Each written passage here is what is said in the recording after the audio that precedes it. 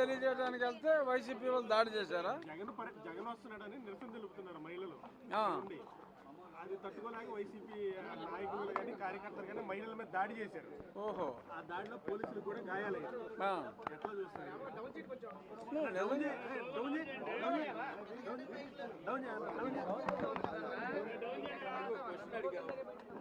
మహిళల మీద దాడి చేయటం అమానుషం.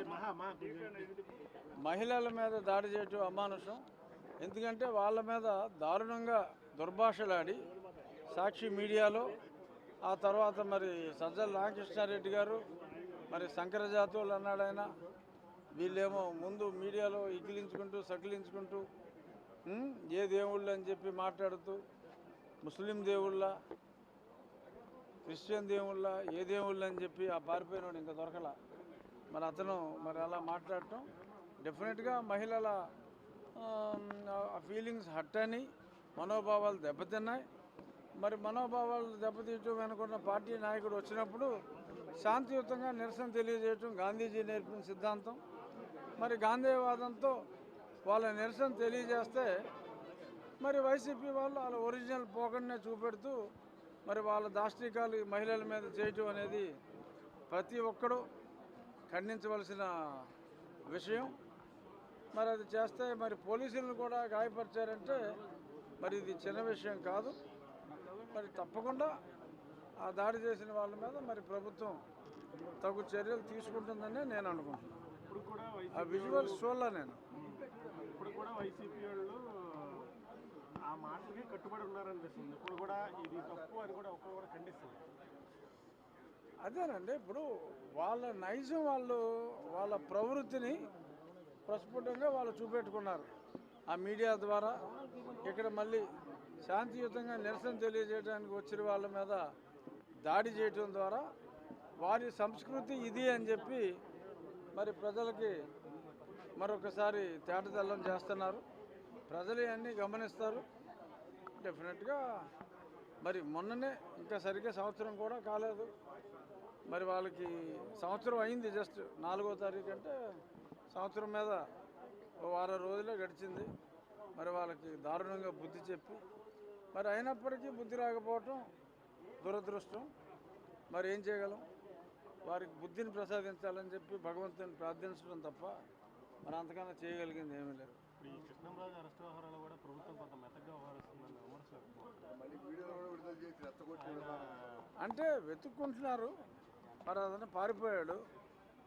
మరి డెఫినెట్గా ఇన్ని రోజులు ఇంత మోడర్న్ టెక్నాలజీ వచ్చినప్పుడు మరి అతనేమో కోర్టులో కేసులు వేసుకుంటున్నాడు. మరి ఆ ఫాలో అప్లు అంటే మరి ఫోన్లో మాట్లాడాలి. మరి మోడర్న్ టెక్నాలజీస్ ఉన్నాయి.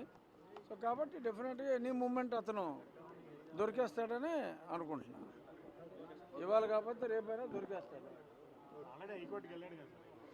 అదే ఆ కేసు హైకోర్టులో కేసు వచ్చేలోపు దొరికేస్తాడని అనుకుంటున్నాను.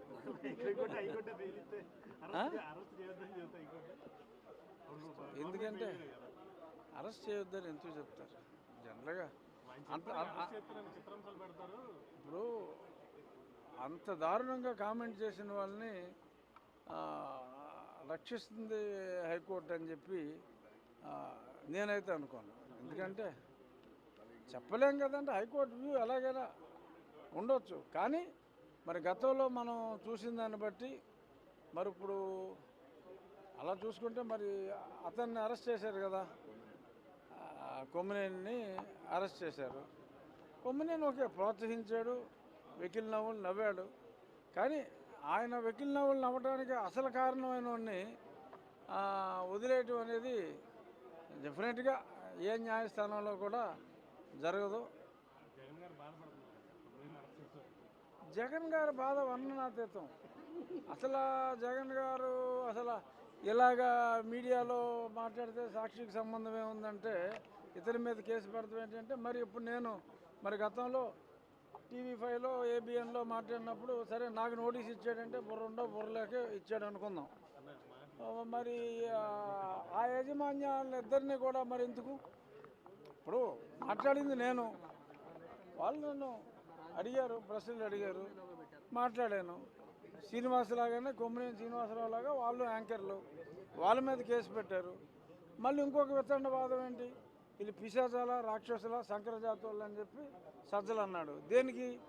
ఫోటోని చెప్పుతో కొట్టినందుకు. మరి అప్పుడు నా పార్లమెంట్లోని 7 అసెంబ్లీ నియోజకవర్గాల్లో మరి చెప్పులతో కొట్టించాడు, మరి బూట్లతో కింద ఫ్లెక్సీలు వేసి తొక్కించారు, కొన్ని వందల దిష్టి బొమ్మలు తగలబెట్టాడు. మరి అప్పుడు ఆడిని పిశాచంగాడని చెప్పి మనం ఎవరు అనలేదే. శంకరజాతోడే సజ్జల రామకృష్ణారెడ్డి శంకరజాతోడని నేను అన్నానా? అనలేదు కదా. మరి ఎందుకు అతను అలా మాట్లాడటం అనేది తప్పు. సంస్కారవంతంగా మేమున్నాం అప్పుడు. మరి ఇప్పుడేమో ఆయన నీవు నేర్పిన విద్య అన్నట్టు ఆయన చేసిన దాన్నే ఆయన నిర్దేశకత్వంలో అడ్వైజర్ కదా. మరి ఆయన అడ్వైజర్ బట్టి చేసి ఉంటారు. అప్పుడు నా ఫ్లెక్సీల మీద చెప్పులతో కొడతాం. మరి ఇలాగా వేసీలు అని చెప్పి తెరిస్తే పాలాభిషేకాలు చేస్తారా యాదవులందరికీ? చెప్పులతో కొట్టగా పాలాభిషేకాలు చేస్తారా?